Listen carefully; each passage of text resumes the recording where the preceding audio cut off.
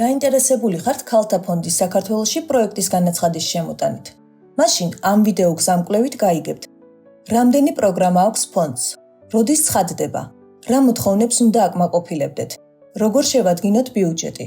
როგორ მიიღება გადაწყვეტილება და როგორ გრძელდება თანამშრომლობა? 2024 წლიდან ქალთა ფონდს 5 საგრანტო პროგრამა აქვს: მოძრაობა, თანასწორობა, სამართლიანობა, ზრუნვა და სოლიდარობა.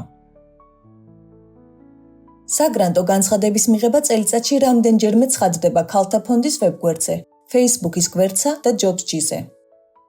მას შემდეგ, რაც განცხადების მიღება დაიწყება, ქალთა ფონდის ვებგვერდზე შეგიძლიათ ნახოთ და ჩამოტვირთოთ პროექტის განაცხადისა და ბიუჯეტის ფორმები. პროექტის განაცხადის ფორმა და რა მოთხოვნებს უნდა აკმაყოფილებდეთ.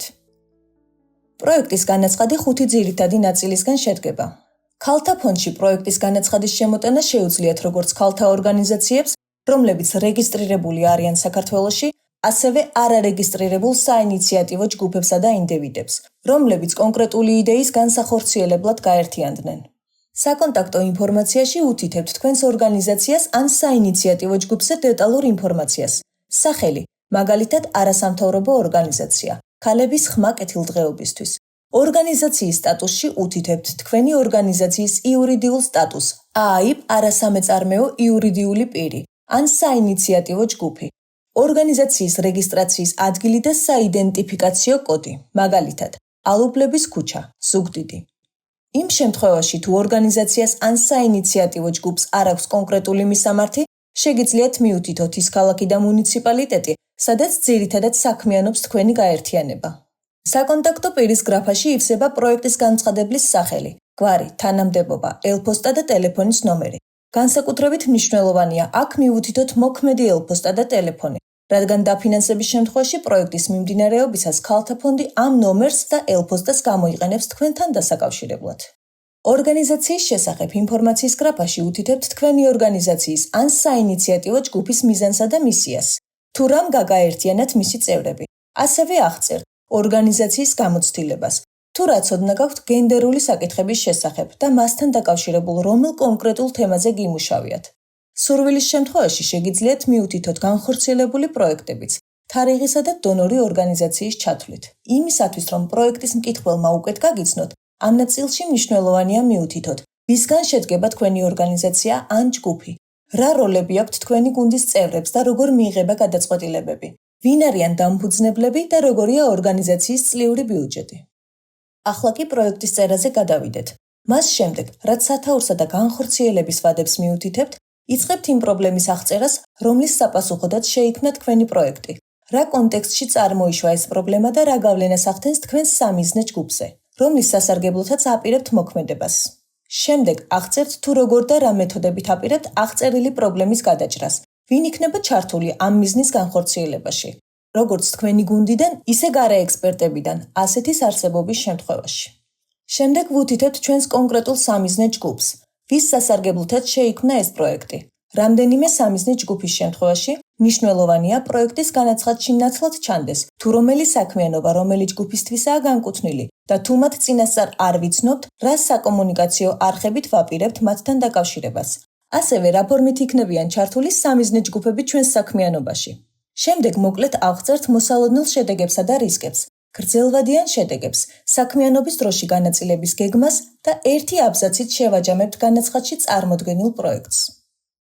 მეოთხე პუნქტში უთითებთ ჯამურ თანხას, რაც არის თქვენი პროექტის მთლიანი ბიუჯეტი, დაუშვათ 5.800 евро თქვენი პროექტის საჭიროებებიდან გამომდინარე. მეხუთე პუნქტში კი უთითებთ 1 ან 2 ისეთი პირის საკონტაქტო ინფორმაციას, რომელსაც თქვენთვის რეკომენდაციის გაწევა შეუძლია. ეს შეიძლება იყოს პარტნიორი ორგანიზაციების წარმომადგენელი, წინა დონორი, დარგის ექსპერტი ან სხვა ისეთი ადამიანი, რომელთანაც გითანამშრომლიათ და თანახმაა, რომ საჭიროების შემთხვევაში ქალთა ფონდი დაუკავშირდეს. როგორ შევადგინოთ პროექტის ბიუჯეტი? ახლა შევავსოთ პროექტის ბიუჯეტის ფორმა. თითოეულ საგრანტო პროგრამას თავისი ფორმა აქვს.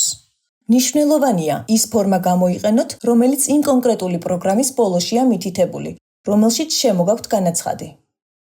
გახსოვდეთ, რომ მაშინაც კი, თუ პროექტის ბიუჯეტში გარკვეული ხარვეზები იქნება, პროექტის დაფინანსების შესახებ გადაწყვეტილებაზე ეს არ ახდენს გავლენას.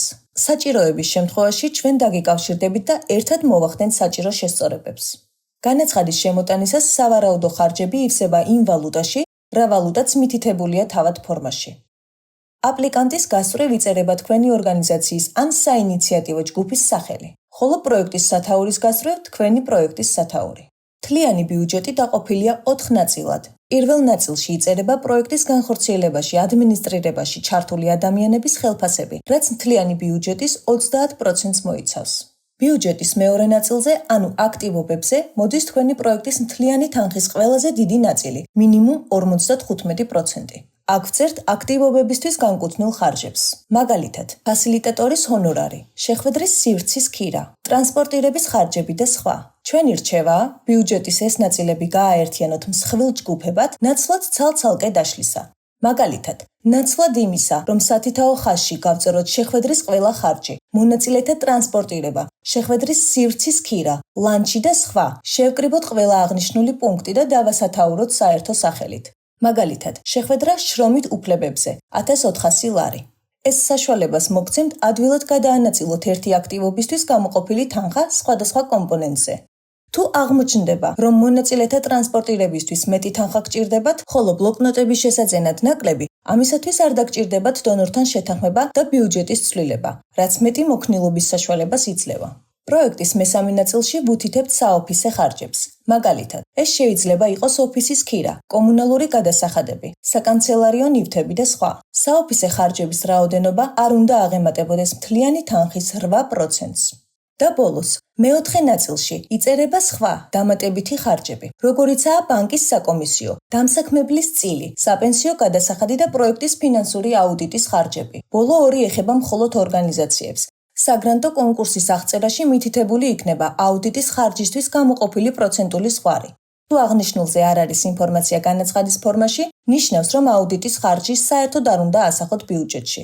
სხვა ხარჯების წილი არ უნდა აღემატებოდეს მთლიანი თანხის 7%-ს. რაც შეეხება გვერდით ველებს. ერთეულის დასახელებაში იგულისხმება ის სახელწოდება, რის მიხედვითაც ანგარიშობთ ამ კონკრეტულ ხარჯს.